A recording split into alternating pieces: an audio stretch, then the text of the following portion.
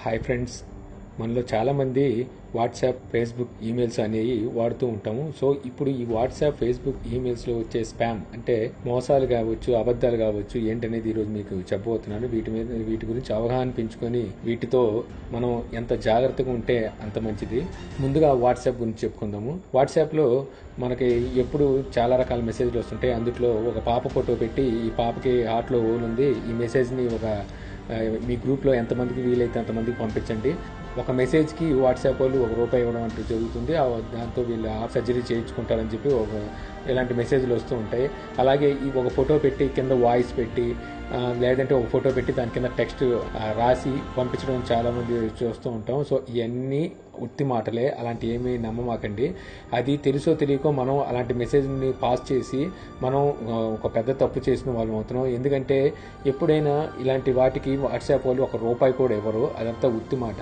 ఇప్పుడు ఎవరికైనా ఎవరి మీదైనా కోపం ఉంటే వాళ్ళ ఫోటోని ఫేస్బుక్ నుంచో లేకపోతే ఇంకోటి డౌన్లోడ్ చేసి ఆ పోస్ట్ని కింద ఇలాగే ఈ పిల్ల ఒంట్లో బాగాలేదనో లేకపోతే ఈ పిల్లకి హార్ట్లో పోలునో తను ఇంజనీర్ చదువుతుంది, సో తనకి మీరు సహాయం చేయండి అనో ఈ విధంగా మొత్తం అందరికీ స్ప్రెడ్ చేసి వాళ్ళని అనవసరంగా పరుగు తీయడానికి అవసరం తప్పితే ఇది వేరేది ఏం కాదు.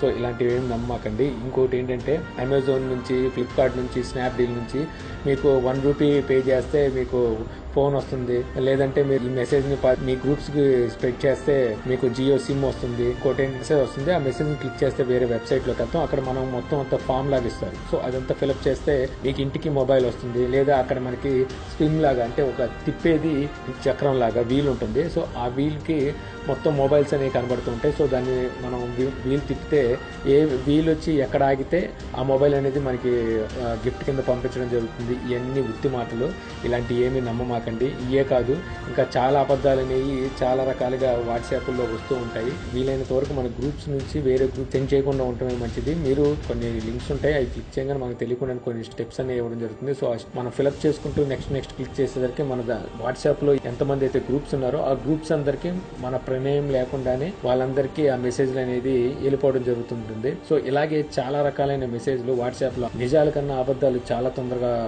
స్ప్రెడ్ అవుతున్నాయి. సో మనం ఏది నిజం ఏది అబద్ధమో చూసుకొని చదివి అది మనకి అవసరం అనుకుంటేనే పాస్ చేయండి. లేకపోతే అలాంటివి ఎంకరేజ్ చేయమాకండి. ఎందుకంటే ఇలాంటివి మీరు చేసే కొద్దీ ఎంకరేజ్ చేసినట్టు అవుతుంది. దీనివల్ల ఇంకా ఇలాంటి స్కామ్లు ఇంకా చాలామంది చేయడం జరుగుతుంది. సో అందుకని ఇలాంటివన్నీ అవాయిడ్ చేయండి. తర్వాత ఇంకా ఫేస్బుక్లో చూద్దాం. ఫేస్బుక్లోకి వచ్చేసరికి మనకి ఒక అడల్ట్ పిక్చర్స్ అంటే పోరన్ వీడియో టైప్లో ఒక ఇమేజ్ కనబడుతుంటుంది. సో అదేంటో అని చెప్పి ఆతృతో చాలామంది క్లిక్ చేస్తుంటారు. సో క్లిక్ చేయగానే అక్కడికి వెళ్ళిన తర్వాత అక్కడ వేరే లింక్ ఇవ్వడం జరుగుతుంది. వేరే పేజ్లోకి వెళ్తాం. అక్కడ నుంచి ఒక పేజ్ని లైక్ చేయండి, లేదా ఈ వీడియోని షేర్ చేయండి, లేకపోతే ఇంకోటి ఏదో ఉంటుంది. సో ఏది చేసినా సరే వెంటనే ఇమీడియట్గా ఆ వీడియో తాలూకా ఏదైతే మీరు ఫస్ట్ చూసిన పోస్ట్ ఉందో ఆ పోస్ట్ మీకు ఎంతమంది అయితే గ్రూపులు ఉన్నారో లేకపోతే మీ ఫేస్బుక్లో ఫ్రెండ్స్ అందరికీ మీకు తెలియకుండానే షేర్ వెళ్ళిపోతుంది. దీనివల్ల మీ రిలేటివ్స్లో, మీ ఫ్రెండ్ సర్కిల్లో మీ మీద చెడు అభిప్రాయం అనేది కలుగుతుంది. అందుకని ఇలాంటి వీడియోస్ కానీ ఇలాంటి ఏదైనా అడల్ట్ కంటెంట్ సంబంధించినవి కానీ ఇమేజెస్ కానీ ఏది వచ్చినా సరే క్లిక్ చేయమాకండి. మెయిన్ క్లిక్ చేయకండి. క్లిక్ చేయకుండా ఉంటే చాలు. ఇంకోటి వచ్చేసరికి కొత్తగా ఎవరైనా పేజ్ ఫేస్బుక్లో కొత్తగా క్రియేట్ చేస్తే వాడు ఒకేసారి ఒక 100 ఐఫోన్లను లేకపోతే 100 మొబైల్స్ అని ఏదో ఒకటి పెడతాడు ఒక ఇమేజ్.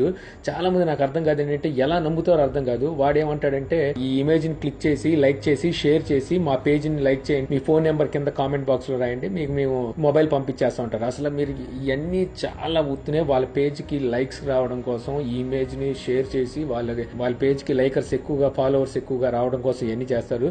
ఇంకోటి ఏంటంటే ఇలాంటి వాళ్ళు ఏం చేస్తుంటారంటే ఎంతమంది లైకర్స్ ని పెంచుకుంటే ఆ పేజ్ కి అంత పాపులారిటీ పెరుగుతుంది. ఆ తర్వాత ఆ పేజ్ ని వేరే వాళ్ళకి అమ్మేస్తారనమాట.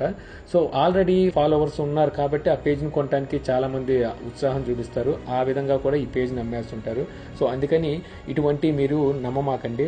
ఇక ఈమెయిల్స్ సంగతి చూద్దాం. ఇక ఈమెయిల్స్ లో వచ్చేసరికి స్పామ్ మెయిల్స్ అనేవి చాలా వస్తుంటాయి మనకి. అందులో మెయిన్ గా మనకి సిటీ బ్యాంక్ క్రెడిట్ కార్డ్ అనో లేకపోతే SBI క్రెడిట్ కార్డ్ అనో మీకంటూ ఇవ్వడం జరుగుతుంది. మీరు జస్ట్ ఈ లింక్ క్లిక్ చేసి ఇక్కడ డీటెయిల్స్ అనేది ఫిలప్ చేయండి అని చెప్పి ఇస్తుంటారు. మీరు పొరపాటున అయినా సరే ఆ లింక్ క్లిక్ చేసి అక్కడ మీ డీటెయిల్స్ అనేవి ఇవ్వమాకండి.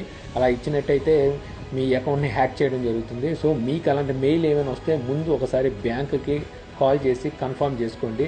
అలా కాకుండా ప్రాంక్ కాల్స్ వస్తుంటాయి. సో ఈ ప్రాంక్ కాల్స్ కూడా అస్సలు మీరు ఉంగమాకండి. ఎప్పుడైనా సరే కాల్స్ వస్తే కాల్స్ లో మీకు లాటరీ తీసాం, మీ లాటరీలో మీ నెంబర్ తగిలింది, మీకు 2000కే 10,000 మొబైల్ ఇవ్వడం జరుగుతుంది అని చెప్పేసి వాళ్ళు చెప్తుంటారు. అలాంటివి కూడా అసలు నమ్మమాకండి. ఇంకోటి, మీ క్రెడిట్ కార్డ్ లిమిట్ అనేది పెంచడం జరుగుతుంది, అందుకని చెప్పి మీ క్రెడిట్ కార్డ్ డీటెయిల్స్ ఇవ్వండి అని చెప్పేసి ఇంకొన్ని ప్రాంక్ కాల్స్ వస్తుంటాయి.